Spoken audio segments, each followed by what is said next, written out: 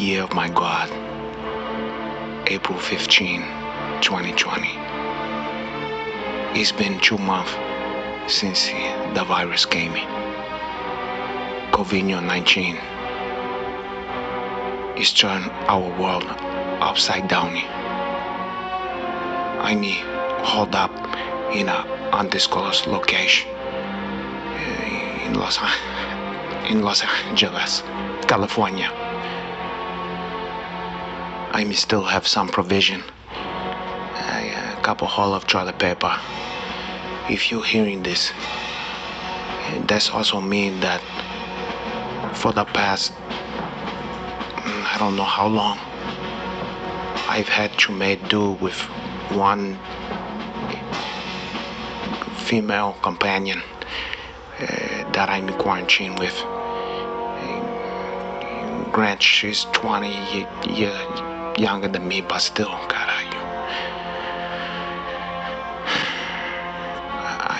I'm not sure how much more Chop Jr. I can stomach before I have to finish the job that Covino was started. This is a dark times for Laranjinho everywhere.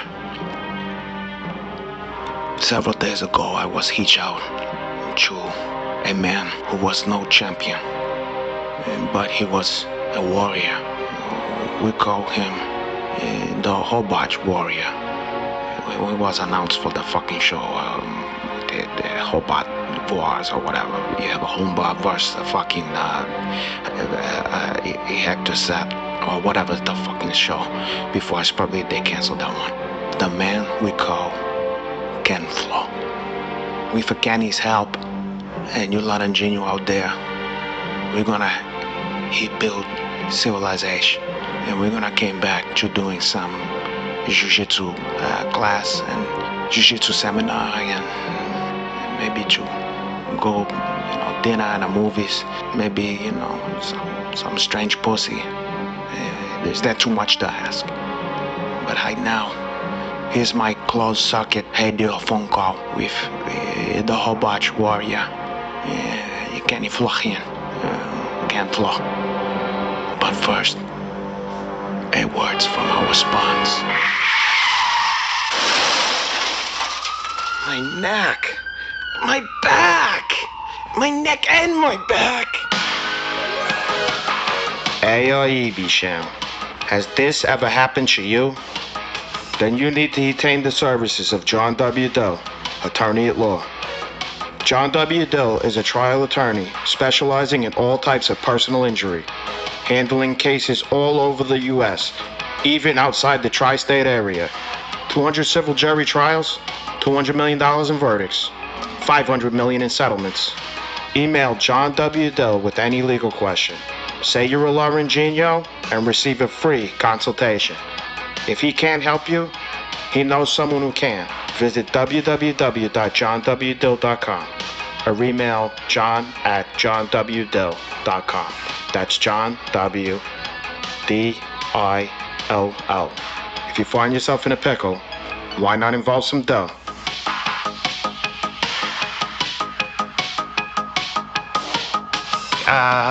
Kenny Florian, come in, Ken Flo, come in. Hello, yes. Oh, thank God, got out you. I was afraid I lost you for a second. I'm calling you from an undisclosed location from my compound over here, the Laranja Center. Got out you. A whole center, a compound, huh? Well, I gotta have it that way because I'm a national treasure, and if I'm gone, then that's it. Well, finding this out now, I just want to know, obviously in these times, and now is not the time, but I have never been invited to the Laranja Center, by the way, so let's change that. Well, don't get your hopes up. Okay. But maybe we'll see after this whole stuff. I'm gonna make sure you're okay first because I don't want you to come over. It's gonna be like if you came over, it's gonna be like the movie The Thing.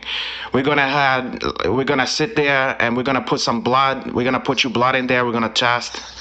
and then if you infect, then I burn you with a blowtorch. Caralho. Better you than me, porra. Yeah. Oh man, that's true. It's very good. true. It's fair. That is fair. You know, Yeah. I'm firm, but I'm fair. Caralho. Oh, Kenny Florian. Well, you know, hey, look, we've been through a lot together, porra. We have. We've been adversary in each, you know, where we had to bury the hatchets and to came together at that diner as Pacino and De Niro. We've been on UFC tonight, which is not tonight. Not gonna be on tonight, but it's on a different day of the week or something like that. You've been on the Renato Laranja show. We've seen each other in many different locale through the ups and the down, and right now we're in a funky situation. And a lot of the people here, a lot of the Laranjinho out there, it's a mixed baggy, because a lot of Laranjinos out there is scared, you know. And I think even the Laranjinho that out there that's pretend that they're not worried or that it's a hoax or whatever is I think they scared too, but it's their way of dealing with that to just be in denial of that one. So I know that aside from a lot of the fucking Yahoo and space cadet I have out there that I'm very good friend with and that I love as well. I know that you come from a family that's I know that you at least your father's a doctor. Yeah. Yes. And yes, then maybe some true. other people, maybe a brother or something is a physician or something like that. Yeah. No, my father is a physician. You know, so. He is now retired, but you know, it's scary, you know, for him. Obviously, being an older guy now, he's in his 80s. Crazy to think about it, but you know, him and my mom are on the East Coast, so I do worry about them. But yeah, you know, it's something. Yeah, my dad's on the East Coast too. He's in New York City, porra. Yeah, and it's crazy. I mean, these are places that are heavily populated, especially New York City. You know, my parents moved now; they're a little bit up north from where Massachusetts is now. But still, you know, I was telling them early on, you know. Wait, they in Cape Cod? No, they're up. They're a little bit up north in New Hampshire, and they moved. Because I thought you cut your teeth back in the old days. You cut your teeth in Provincetown. No? I've never been, actually. I doubt that very much, porra. You had your training camp. You know how some guys have that one in Big Bear? Yeah. Well, you did it you did them one better. You went to see some big bears over on Provincetown, because there's only one bear on Big Bear. This way you can get all the ones and you oxygen. See, you know how they want to provide the oxygen? You're gonna learn to breathe through your nose, porra. You're not gonna get knocked out like that. Are you referring to Provincetown as a primarily gay town? Is that what you're saying? Well, it's a homosexual community, porra. Yeah. Well, you're probably right. But you know, I feel that you know, you look, there's a good reason why you never got knocked out in all those fights. You know, you was always breathe through your nose, and you never you was a champion. Or you never was a champion, but you almost a champion. Whatever, either way. But anyway, back to enough about me and enough about your alternative lifestyle. Let's get back to the problem at hand. The issue is, okay, so your dad is Hichaya. Yes, you know, he's been giving me some good information on it and what I can do to kind of stay safe. And you know, my parents, you know, I think they weren't so worried about it in the beginning, but once it really hit the U.S., I think it kind of had them very nervous. People are dying. It's a serious thing, and we're in crazy times, man. This is unprecedented. Yeah, you know, it's very hard for me because, you know, as you know, for whatever reason, maybe I'm not sure exactly why. I have some ideas, but for whatever reason, we have a large concentration of people who is very into conspiracy theory and is very mistrust of the government, which I understand to be careful of what people is telling you and what you should have a healthy mistrust, but it also have to be based on facts and evidence. And we got a lot of people out here who is telling people that it's a hoax, and that people sending me videos. Like this one guy sent me a video of a guy walking around like outside a hospital, trying to ask people, like trying to get in there, and they're not letting him in. And then they're using this as evidence that it's a big cover-up because they won't let this guy who's not sick in there to the hospital. And then this guy is also saying, where's the dead bodies? There's no one coming in now, blah, blah, blah. And the problem is, this guy sends me a video, and it's from like 2 weeks ago, right, when the number of people in fucking New York who was infected was like at 1,000 or 2,000, something like that, And so, right, and so he's using that as proof that this one hospital in the city of New York, not in the epicenter in Queens, wasn't overrun with dead bodies and shit like that, when at that time there was only 2,000 people in the whole New York who have it. So people is watching this video and not paying attention to maybe the date that the video is. They're not paying attention to any other stuff except for, see, it's a cover up. Oh my God, we just figured it out. They think it's an episode of the X-File. Right. Well, it's true. You're right. It's scary when people have just a little bit of information. It's a very scary thing, and I find it very interesting. You could say that we have this thing that is this really interesting symbol, where we live in a world now where anything that you want to believe, you can go out there and you can find some kind of information to support that theory. Whatever you want. We have the internet, and it's this powerful tool, but it is twisting the truth, and it is twisting reality farther away from what we knew. And people are talking about the media and all this stuff. Oh, you can't believe the media, or you can't believe the government. Yet they're going out on YouTube and utilizing that for information to satisfy the conspiratorial mind. And it's such a dangerous thing, man. And here's the thing. Here's the unfortunate thing, is that there's estimates that say maybe 200,000 people will die at the end of this. 200,000 people in a few weeks, okay?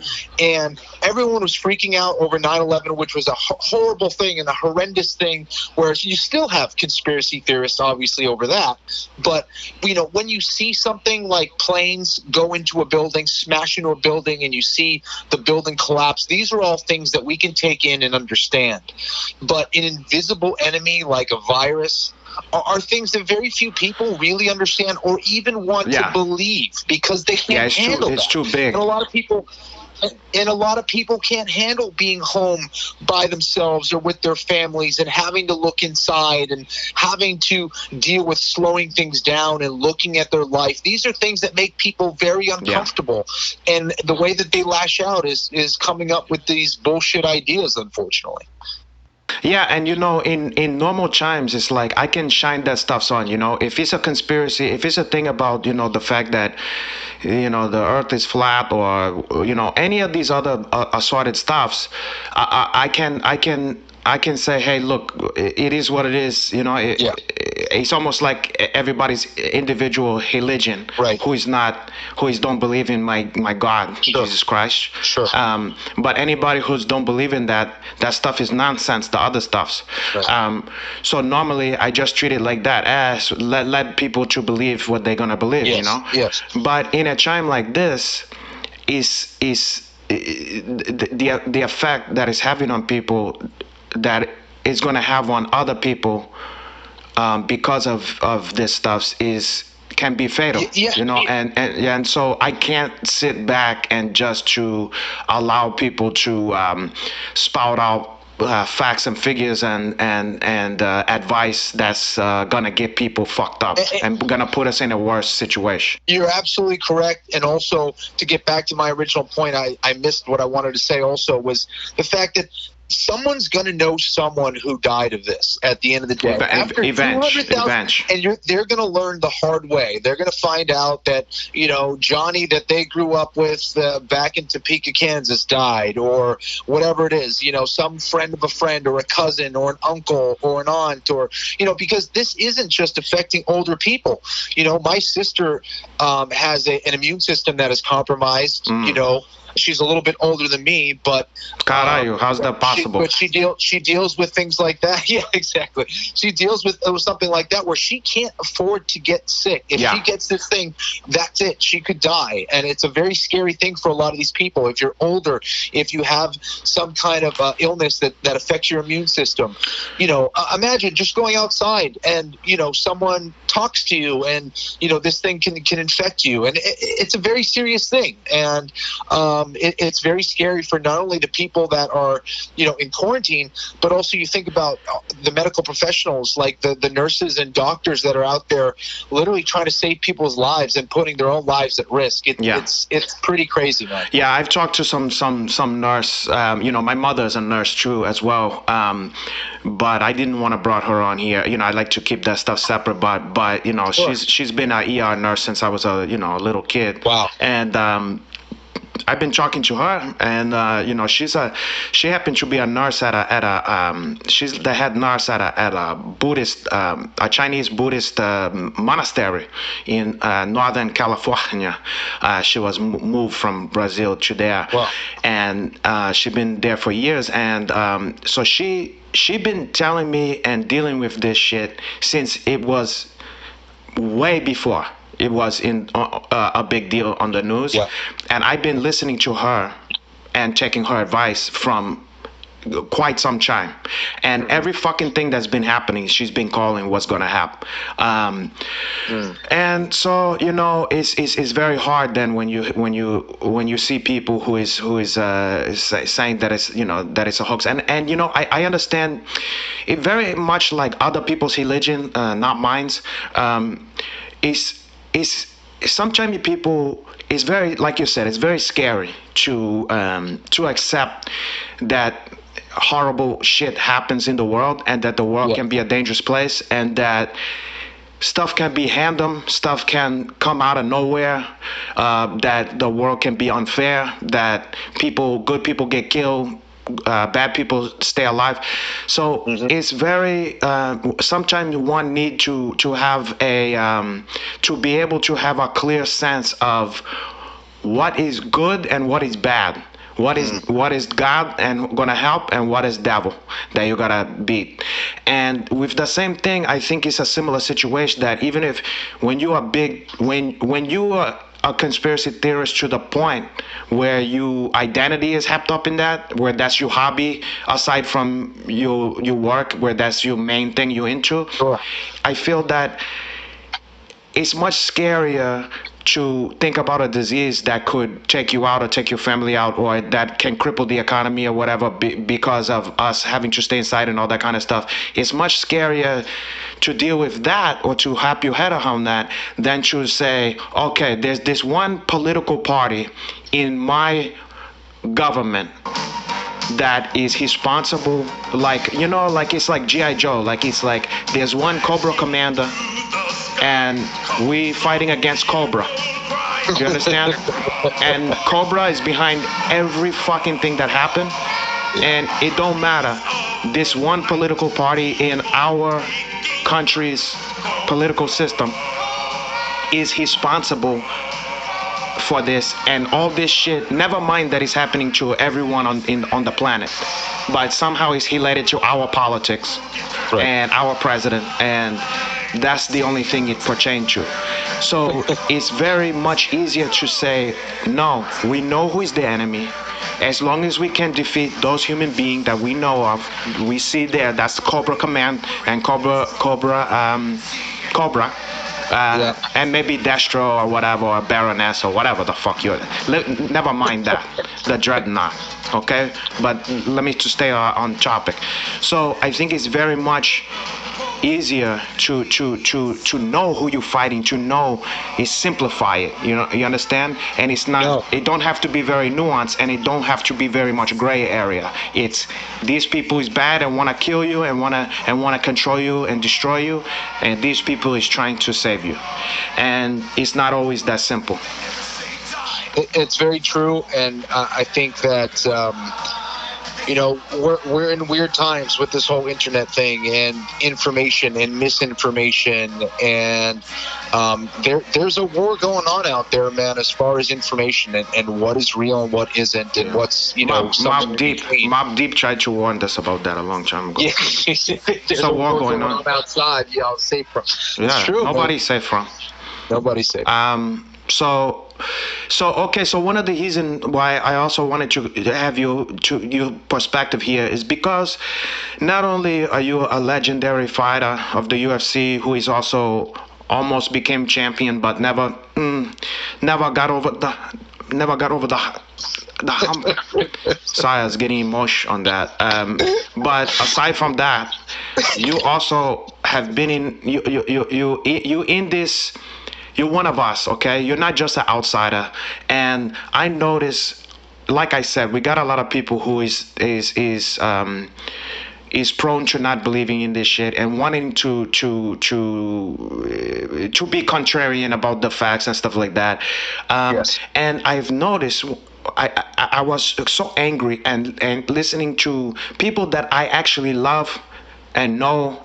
I know and love and want the best for, and think is funny, and I know they love me, and they, some of these people that I care about, I see on Instagram and various places, and I see them refuting the evidence and saying, no, we need to get out there. We Americans, we need to work, not sit on a fucking ass, blah blah blah.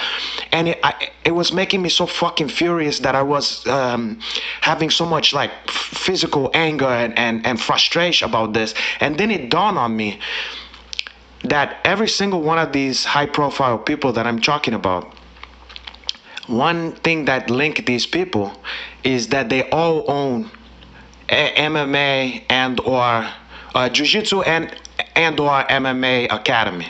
Mm-hmm.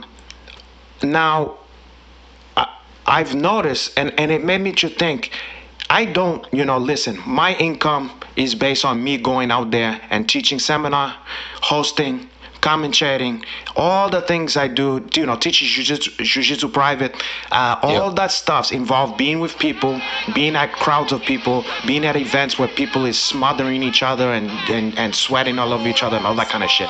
So my income is gonna be severely fucked up by this for quite some time, okay? Yeah. But one thing I had to put myself, so I cannot be so angry at these people and I always try to people I disagree with, I try to put myself in their shoes. And I say, what's something different that these people have is they own academies where they gotta pay hand. I don't have an academy, Right. My Laranjinos is everywhere. You can't contain that once in one academy. But so I don't have, as much as I have the fear of losing my income, I don't have physical buildings that I'm paying hand on that is empty and that is gonna fall apart. Something that I built up like that is a physical place. And so I wanted to get a perspective from someone who's level head, who also you have an academy yourself, or I don't know if you have a number of. I know you have some Ken Flow, Jazzercise systems or whatever in Cape Cod, but you also have Kagasaki or Kazakzami in West, wherever the fuck it is. What's it called?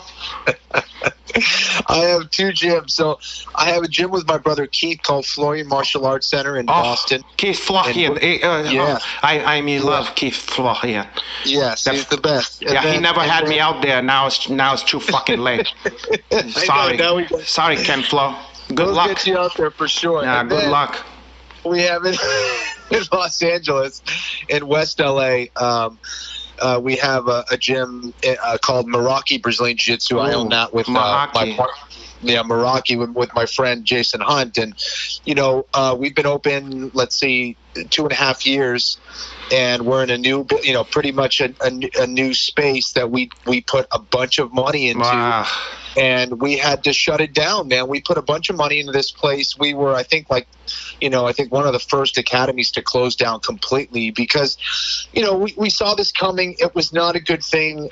And again, this was going to be to our own disadvantage, but we knew we had to close down. It's like if someone's going to get the coronavirus and someone has it, it's going to be through grappling. Like that's going to be the easiest way for someone to get it. We are involved in the most intimate kind of sport practice that there is, period. Like you know how it goes. I mean, even when somebody got the fucking flu or somebody even got a cold, you see the person in there, we say, get the fuck out of here. What are you doing? Oh no, it's just my allergies. No, I'm getting over it. I think I'm not contagious no more. And then the whole fucking gym gets sick.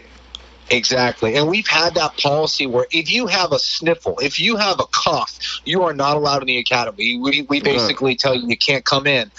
And it's situations like this where we're like, you know what?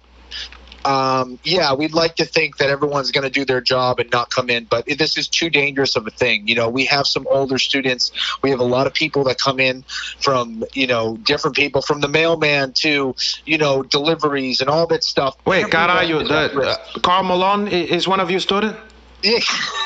The mailman, yeah, exactly. That would be nice. I mean, but, it's crazy, man. So we had to close it down, and it's one of those things where I'm really worried because, again, I don't know what's going to happen. I don't know how long this is going to go on. We've been very lucky that we've had a lot of students who have said, hey, listen, we want to continue paying. We want to support your community. We love this place. We're going to continue paying. But if this goes on a few more months, I don't know if I'm going to be in business. That's just the reality. And that could be on both coasts. Yeah. So my livelihood comes from jiu-jitsu like you, except like you said, I have places that I have to pay rent at. And there's a lot of different businesses that are at risk. I'm not the only ones. Now, through this whole thing, just to get back to what you were talking about before, I think it's important to not live in fear. If it's going to happen, it's going to happen. I have to believe in myself and believe in my community and believe in my family and friends that I'm going to find a way to work or find a job or make it happen for myself at some point, whenever this craziness is over. But to freak out and live in fear and to start doing stupid things just does not make sense. I've been doing martial arts my whole life. And for those of you guys that are listening who are martial artists who've been training in martial arts, use that mentality. We do Brazilian Jiu-Jitsu. We do different martial arts, which are some of the most difficult practices you can participate in. Understand this will pass, and we will get through this, just like anything. But we're not going to be able to get through it if we don't keep a level head. That's well said, my brother. I couldn't have said it better. Well, I could have said it better, but we gotta let you talk sometime. Exactly. So the question here that I might have for you is that, okay, so someone might say, like they've said to me, which is the most preposterous fucking thing I've ever heard, is you can afford to sit around and not making money, and right. I think maybe it's because people know that I maybe did TV years ago, I want to ask them, like, how much fucking money you think I made, like, being on a fucking soap opera or whatever, how hitch do you think? Like, I think maybe because they think I'm associated with Joe Hogan and something, like, they don't realize that it's not the situation, I'm hitching character. And just because I have a perfect body and I'm gorgeous and I got a lot of fan and world famous and stuff, that don't always equate to being hitch and independently fucking wealthy. But it would be easy because you're famous, Kenny Florian, right. That they say, oh well, poor baby, maybe Kenny Florian can afford to just lose his gym or whatever, but I can't do that one. Now, what kind of technique, aside from a different attitude, what is some actions that they can take? Like I've noticed some people is offering online classes through this shit. What can a gym owner do aside from ask their students to be kind and to keep paying the membership? Do you have any or have you heard of anything that it sounds viable that people is doing in this situation? Yeah, great question. Number one, this thing could really affect me. I mean, I haven't been working for the UFC for a little while. I've been trying to make my own money and create my own businesses. And right now I'm in a situation that if both gyms went out of business, I would definitely be in some financial trouble. There's no doubt about it. Yeah. Luckily I've been trying to take advantage of, what the government has been offering in regards to, loans and grants and different things like that. So, handouts. A big fat wet bite you're taking. You're taking a handouts. Mm. Yeah, it's been helpful, man, and I hope, anyways, if we end up getting approved and all that stuff. So I've been trying to look into that, see what kind of help they could provide.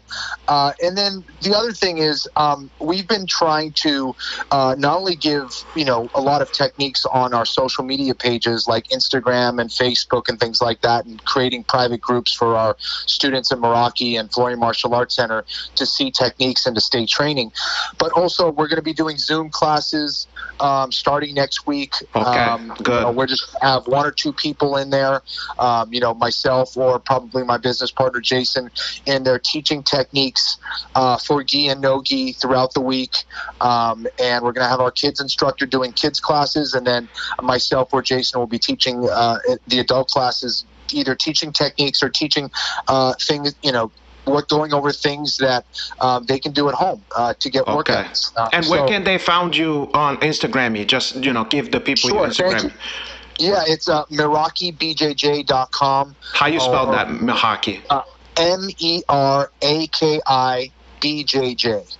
So Meraki BJJ on Instagram and Kenny Florian. What's your handle on that Kenny Florian, man? Kenny Florian. So KENNYFLORIAN. That's your handle? Yeah, that's yeah. Didn't it used to be like Ken Flo or some shit? Yeah, something like that. Oh God, you should have called it Ken Flows. Maybe this wouldn't be happening to you, but anyway, that's either here and there, because hindsight is also 60 minutes. Something like that. So okay, that's a good advice, and I'm glad that you're doing something besides just saying, "Hey guys, can you help us out here?" Right. And another stuff I want to remind people is, some people is making the statement that like, "Oh, you're gonna sit down and fucking," it's like as if you like any of us want to sit down and take welfare, okay? Right. But in a time like this, make no mistake, this money don't belong to the fucking White House or whatever. This is our fucking money. This is our tax money that's going to ourselves. When you're getting money from the government, they're giving you back you fucking money that you've been giving to them for your fucking lifey. Okay? So it's a time like this. It's nobody's giving you nothing. It's you money. So sometime when you live in a fucking country and you've been paying into taxes for into that country your whole life, sometime that fucking government needs to look out for you because you're one of the citizens of that one. Okay? Absolutely. Yeah. And sometimes, so let's not sit around and talk about welfare and talk about people who do, who's a real American and a working American versus this. None of us want to be not working right now. You think I want to sit around and watch fucking TV and sit down and go stir crazy in my fucking house all day? I don't want that.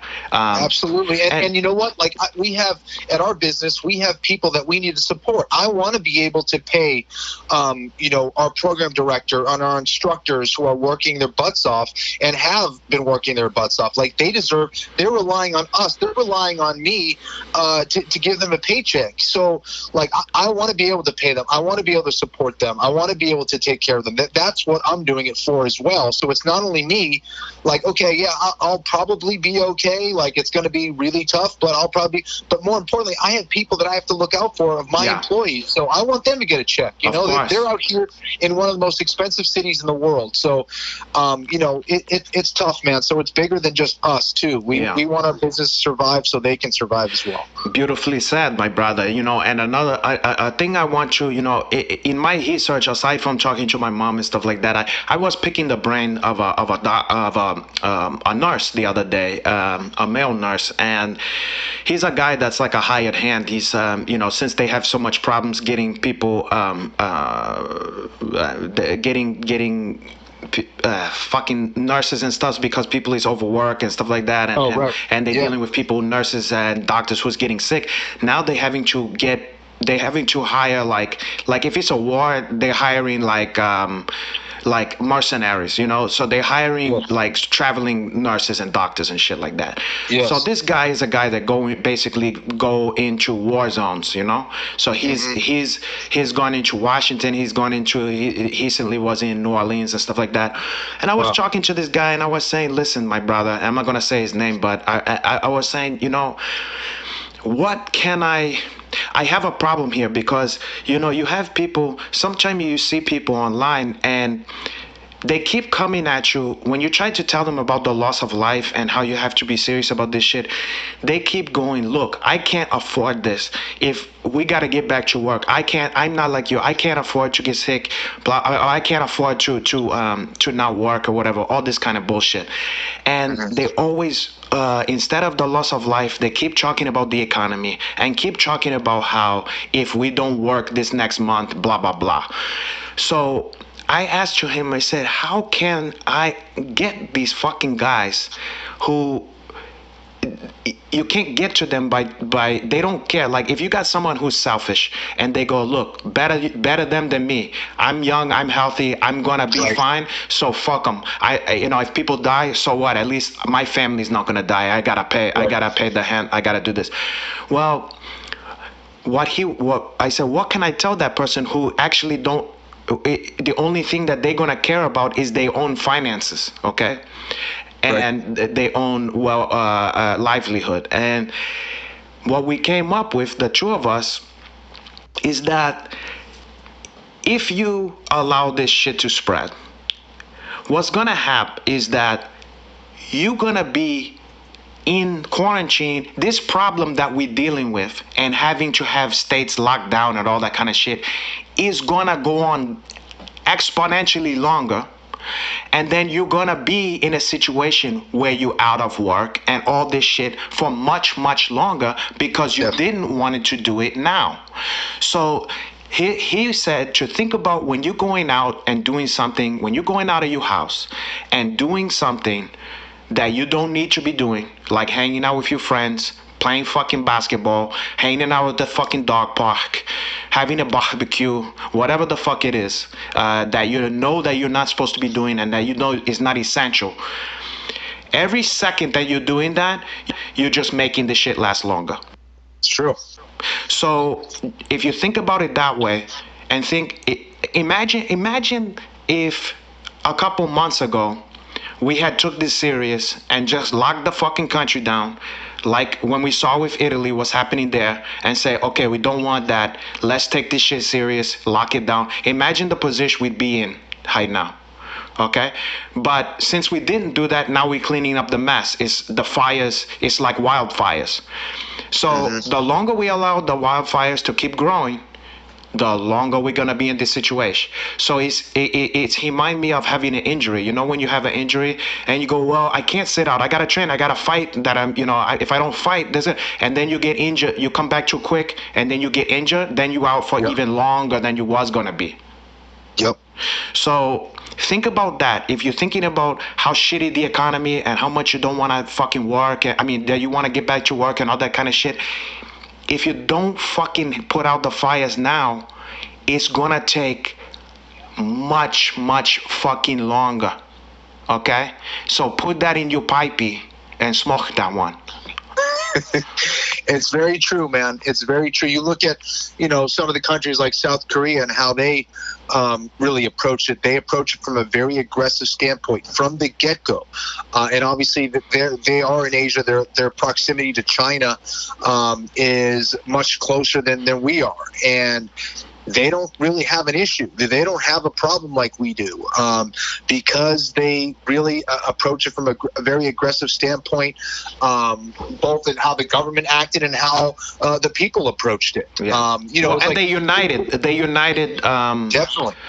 We're not united here, and part of this have to do with a lot of like I said, there's a lot of conflicting information that people is getting from different sources that is not necessarily reputable, and the thing that boggled my mind about this is, again, here's something I want to tell people that maybe haven't thought of, is a lot of people, when I say this stuff about staying inside and flattening the curve and stuff like that also they hear in the mainstream media, they very quick to call me a government shill or a sheeple or whatever, any snowflake, whatever is the names you can think of, okay? Right. And I want to point something out to these people here. Your Uncle Henach is a person that have never in his fucking life did what he was supposed to did. Right. Your Uncle Henach have been a habbo for his whole life. I never did. I've chosen every fucking path in my life. I never finished school that I was supposed to. I was always doing fucking playing hooky, doing crazy shit, trying to find out stuff, trying all kind of drug when I was a teenager, even a fucking adolescent. I was trying some drugs that I was way ahead of the game in terms of wanting to expand my mind, to find out about shit, to question shit. Mm-hmm. And I never got married. I never did any of the stuff that I was told. I did fucking acting and stuff like that. Everybody told, you're never gonna make, how many people, the statistic. I never, I was a person who during Y2K, I was flying on a plane with my friends. Yeah. A group of my friends during Y2K, and people, you old enough to remember that. You remember they said if you was in a plane, it was gonna fall down. Everything was gonna turn off. And so me and my friends was the only, like 4 of us, was the only people on the fucking plane. And so I never bought into fucking 2012. I'm not a person who just blindly believe every fucking thing I hear from the government or that I see on TV, okay? I'm someone who questions stuff. I'm not a fucking someone who is just a blind follower, but I am somebody who have a common sense, and I like to look at the fucking facts of a situation, okay? And a lot of people act like they higher and mightier and smarter because they not being duped by the mainstream media and these other news sources, whether it be CNN, BBC, whatever the fuck it is, okay? Mm-hmm. But on the flip side, the people who is telling you that, they're not in a van, an unmarked van, doing a stakeouts, with equipment, high sensitivity audio equipment outside, people, doing like Woodward and Bernstein, doing any kind of investigative reporting. What they're doing is they're getting their news from different hub that is the conspiracy version of that, right, where you have certain information that you get about, whatever, whoever the fuck it may be. I don't even want to name names about people where you're gonna get this shit, but there's various sites and there's various Facebook fucking groups and all these kind of things where they're all getting the same shit from, and none of these people is doing any kind of detective work or spy work or putting any more elbow grease into getting at the truth than anybody who they criticizing. So they just getting alternative information, but from a source that they trust. So no, sorry, keep going. Go ahead, my brother. That's pretty much it. I was going to say, you bring up a major point, and I think this is huge. I think people are constantly asking the wrong people for information. Think about the Jiu-Jitsu community, right? Like, I yell at my students all the time, like, and listen, a lot of people have different information, all that stuff. But I see a white belt who will ask, some other white belt, hey man, can you teach me some leg locks, or can you teach me an arm lock? It's like, Yeah. dude, out of all the people in the fucking academy, you're asking another fucking white belt for advice on how to do jiu-jitsu. Seriously? Yeah. Like, people don't, like, there's no, It you know makes what I no mean? fucking sense. It doesn't make sense. You have black belts over here, you have instructors over here, and you're going to ask Joe White Belt for information on how to do something. Like, this is a problem that goes across the board, is people don't understand. They say, oh, this person knows or thinks that they know more information than me. They must be my source for information. This could be my teacher. This could be my mentor. This could be. That's why people get conned all the time. Yeah. It's like, it's crazy, man. Really go out and find the experts, find the true experts, and then talk to 5 more experts. Then base your decision on that. Don't base it on some conspiracy theorist, or just because there's some talk host that talks about a bunch of shit and you think that they know about the medicine world, and they know about the sports world, and they know about, government, and they know about all this stuff. There's nobody that knows everything about everything. Okay? I don't care who you are. I know. So people just don't get the right information from the right people. They just want to validate their own opinions or do it the easy way. And that's the major problem, man, with this country, I think. One of the main things. Well, it's easy to see. I agree. And it's easy to see in our community. You see how upset people get, like when you have like a Stephen A. Smith, like talking out of his ass, about MMA. And it's very clear to see people jump on him, and rightfully so. But they jumping on him because he don't have the hours in the gym. He don't have the experience. He don't have, he not only is he not a professional fighter, but he's never sparred. He's never been in there doing the very bare minimum that a fucking blue belt has did, or a white belt even, and it's like how dare you, and you don't know what the fuck you're talking about. But on the same token, they're gonna trust certain people about this kind of stuff who might tell you, let's say, oh, it's all, if you go into the hospital, there's nothing going on in there. They just keeping you out because they don't want you to know the truth. That is a who's, it's a setup. And the problem is that, listen, you can't fucking go in there because you're gonna get contaminated, and it's bad for you. And it's also bad because if you get contaminated, you're gonna go out and you're gonna contaminate more people. So no, you can't go in there. And I got news for you. If you do get this shit, or if one of your family member do get this shit, you're not gonna get any visitor, because even your close family, the close family of people who have this, who is dying from it, is not allowed inside to see you. So all these people that you hear about dying, those people is dying without anyone by their side that they know or love. And I got news for you too. On top of that, if you go in to the fucking hospital and you got a heart attack, or if you got cancer or whatever, and you got something that have nothing to fucking do with this disease, your family still can't come to see you, because you're not allowed in the fucking hospital unless you absolutely need to be there. So careful when you tell people, oh, it's proof, they won't let you in the hospital. You gotta use your fucking common sense. You have to put your thinking cap on. It's like, hey, asshole, you think they're going to let you in the part of the hospital where everyone is infected? You think they're not going to shut that off from everybody? Number two, my wife was supposed to be at her friend's birth. And obviously with everything going on, she wasn't able to be there. But she went to drop something off for them. They had people outside the hospital, literally with like X signs. Do not enter these doors. If you have something, wrong with you, have to go in through a separate entrance. They had the whole thing blocked off. They had armed guards outside the hospital. It's a serious thing. But here's the problem, Kenny. It's crazy. Kenny, how can you tell a guy, how can you tell someone that's not, see, what they will turn that into is proof that look to the lengths that they're going not to let you see the truth.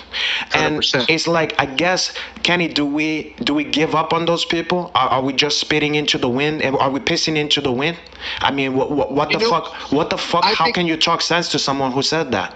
Well, for someone who doesn't want to listen, it's just not going to happen, unfortunately, man. We live in a world where, there's a lot of ignorant and stupid people, and they're going to believe what they're going to believe, and that's it, and some of them, unfortunately, have to find out the hard way. Here's the other thing in regards to hospitals, which I'm sure you know very well from talking to your mom, is that if this situation gets worse, and it looks like it's definitely going to get worse, yeah, for sure, is that for someone, let's say, Renato, God forbid, something happens to you, there's a motorcycle accident or someone or whatever, and you have to go to the hospital. Guess what? They might not even have a bed for you to get taken care of, True. or for you to have an emergency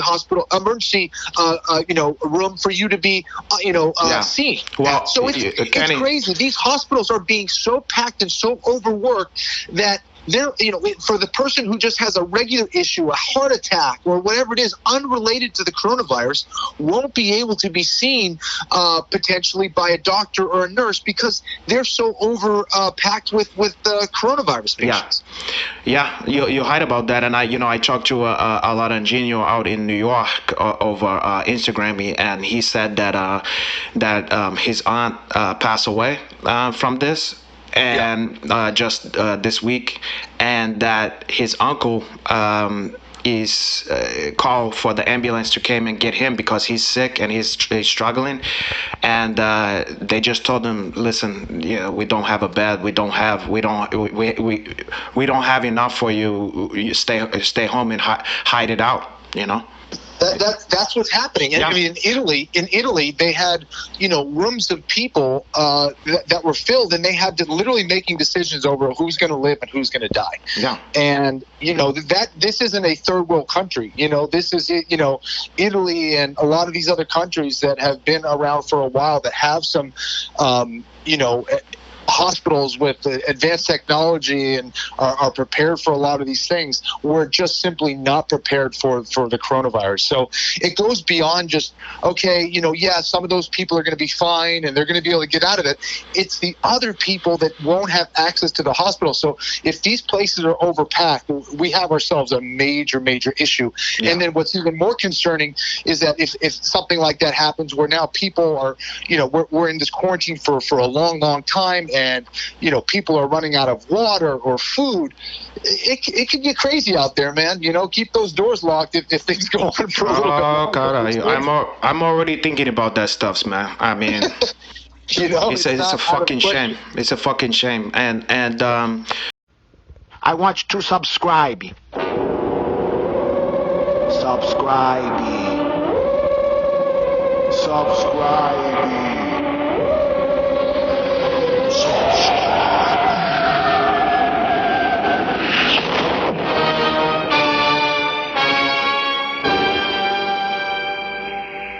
Hey, I'm not joking about that subscribing, okay?